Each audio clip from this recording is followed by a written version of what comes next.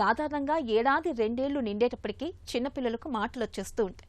అమ్మ, నాన్న, తాత అంటూ ముద్దుగా పలుకుతూ ఇంటిల్లిపాదిని సంబరాల్లో ముంచెత్తుతూ ఉంటారు. అయితే కొందరు పిల్లల్లో మాటలు రావడం బాగా ఆలస్యం అవుతూ ఉంటుంది.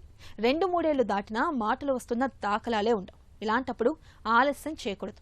వెంటనే తగిన వైద్య సాయం తీసుకోవాలి. మాటలు రావడం ఆలస్యమైతే ఆ ప్రభావం పిల్లల శారీరక, మానసిక ఎదుగుదల మీద చాలా ప్రభావమే ఉంటుందని చెబుతున్నారు డాక్టర్లు. పిల్లల్లో మాటలు ఆలస్యంగా రావడానికి వెనుక కారణాలు, వాటికి పరిష్కార మార్గాల గురించి డాక్టర్ని అడిగి ఇప్పుడు తెలుసుకుందాం.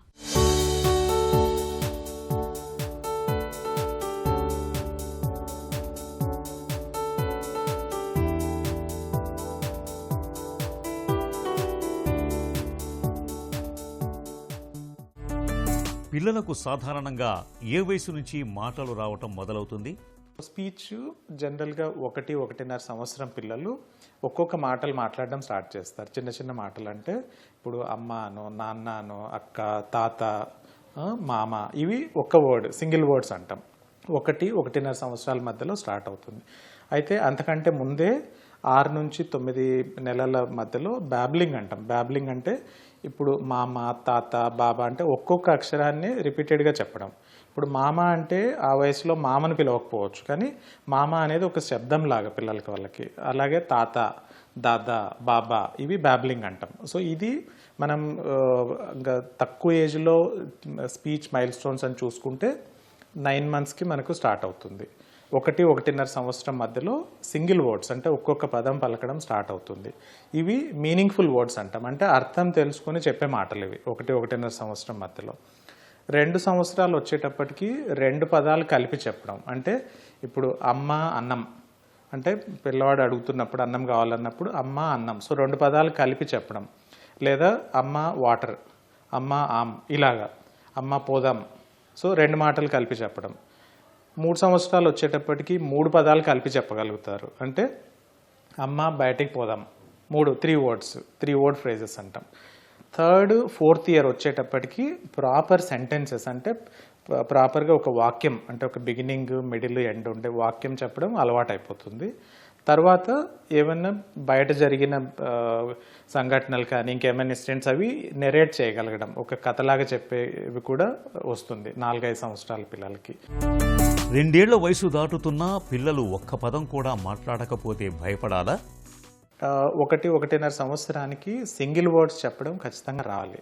సో కొన్ని స్పీచ్ రెడ్ ఫ్లాగ్స్ అంటాం. రెడ్ ఫ్లాగ్స్ ఏంటంటే ఆ వయసుకు కనుక ఆ స్పీచ్ మైల్ స్టోన్ రాకపోతే మనం ఖచ్చితంగా డాక్టర్ని సంప్రదించి ఏమైనా కారణాలు ఉన్నాయో తెలుసుకోవాలి.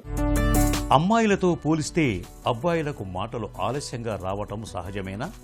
అమ్మాయిలతో పోలిస్తే అబ్బాయిలకి కొంచెం మాటలు రావడం లేట్ అవుతుంది.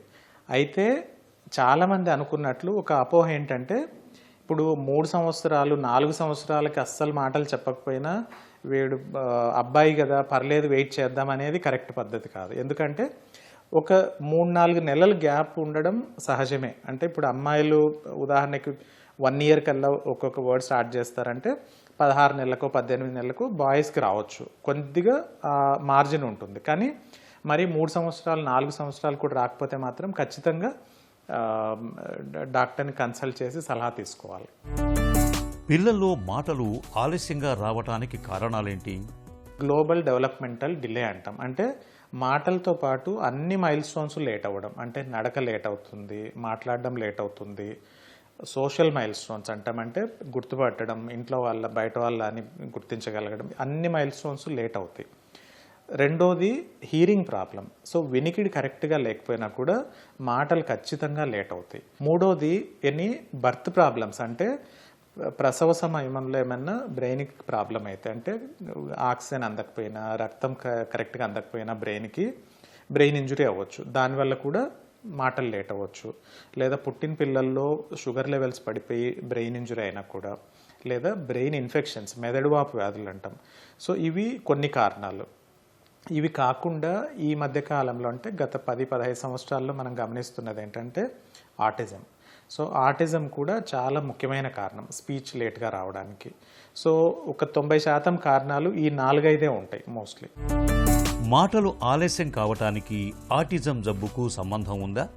ఆటిజం ఉన్న పిల్లల్ని కనుక మనం 100 మంది పిల్లల్ని చూస్తే అందులో 90 నుంచి 95% మంది పిల్లలు మొట్టమొదటిసారి తల్లిదండ్రులకు అనుమానం వచ్చేది మాటలు టైంకి రాకపోవడం వల్ల, లేదా కొంతమంది ఆ చిన్న చిన్న మాటలు స్టార్ట్ చేసి అంటే తాత, అమ్మ, అత్త అనే కొన్ని బ్యాబ్లింగ్ స్టార్ట్ చేసి 1-1.5 సంవత్సరాల మధ్యలో ఆ వచ్చిన మాటలు కూడా వెనక్కి వెళ్ళిపోతాయి, రిగ్రెషన్ అంటాం. సో మెయిన్గా స్పీచ్ డిలే కానీ లేదా స్పీచ్ రిగ్రెషన్, దీనివల్లనే చాలామంది తల్లిదండ్రులకు అనుమానం వస్తుంది ఫస్ట్ ఇది ఆటిజం ఉండొచ్చా అనేది. సో స్పీచ్ డిలే అనేది చాలా ముఖ్యమైన లక్షణం ఆటిజం ఉన్న పిల్లల్లో, అర్లీ సిమ్టమ్స్ అంటాం. మాటలు ఆలస్యం కావటం అనేది వారి భవిష్యత్తుపై ఎలాంటి ప్రభావం చూపుతుంది? స్పీచ్ కనుక లేట్ అయితే ఖచ్చితంగా దాని ప్రభావం చిన్నపిల్లల్లో స్కూల్ పీరియడ్లో ఉంటుంది, తర్వాత కూడా కెరీర్లో కూడా ఉంటుంది. ఎందుకంటే చాలాసార్లు మనం ఇప్పుడు టీచర్ ఉదాహరణకి పిల్లవాడిని ఏదైనా క్వశ్చన్ అడిగినప్పుడు వాడికి ఆన్సర్ తెలిసినా కూడా చెప్పలేకపోతే స్పీచ్ కరెక్ట్గా రాకపోవడం వల్ల టీచర్ వీడికి ఏం తెలియదు అనుకోవచ్చు.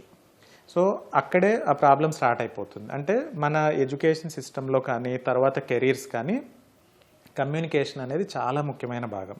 సో ఖచ్చితంగా డిలే ఉన్న పిల్లలకి స్టడీస్ పరంగా కొంచెం ఇబ్బంది కలుగుతుంది స్కూల్లో, తర్వాత కెరీర్లో కూడా కొంచెం ఇబ్బందులు ఉంటాయి. సో అందుకని ముందు నుంచి చిన్న వయసులోనే దాన్ని గుర్తుపట్టి ముందు నుంచే సక్రమంగా ట్రీట్మెంట్ చేసుకోవాలి.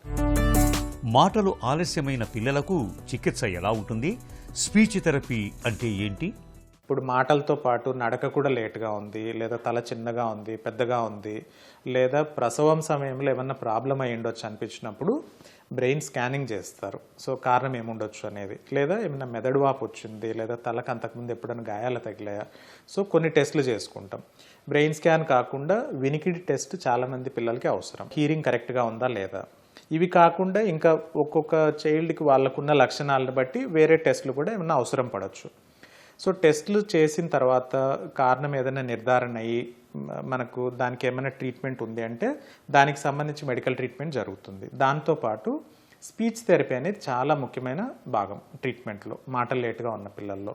ఇవి కాకుండా కొంతమంది పిల్లల్లో స్పెషల్గా ఆటిజం ఉన్న పిల్లల్లో ఇప్పుడు చెప్పిన థెరపీస్తో పాటు కొంతమందికి జెస్టాల్ట్ లాంగ్వేజ్ థెరపీ అంటారు. అంటే స్పీచ్ని వాళ్ళ బ్రెయిన్కి అర్థమయ్యేటట్లు, వాళ్ళ బ్రెయిన్ కరెక్ట్గా ప్రాసెస్ చేసుకునేటట్లు కూడా కొన్ని రకాల టెక్నిక్స్ ఉంటాయి. సో ఇవన్నీ డిఫరెంట్ స్పీచ్ థెరపీ టెక్నిక్స్ అని చెప్పుకోవచ్చు. పిల్లలకు మాటలు రావటానికి ఇంట్లో తల్లిదండ్రులు ఏం చేయాలి?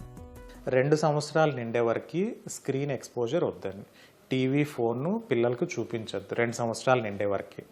రెండోది వీలైనంత ఎక్కువ మనం మాట్లాడుతూ ఉండాలి పిల్లలతో. అంటే మనం పిల్లలు ఆడుకుంటున్నారు లేదా వాళ్ళకి ఏదో బొమ్మలు ఇచ్చేసి ఆడుకోవడానికి వదిలేసాం అనుకోకుండా మనం ఎంత ఎక్కువ మాట్లాడుతూ ఉంటే పిల్లలకు కూడా మైండ్లోకి అదే వెళ్తుంది, వాళ్ళు మాట్లాడడానికి ఇమిటేట్ చేస్తారు. అంటే మనం ఏం చేస్తున్నామో పిల్లలు కూడా అదే చేయడానికి ట్రై చేస్తారు.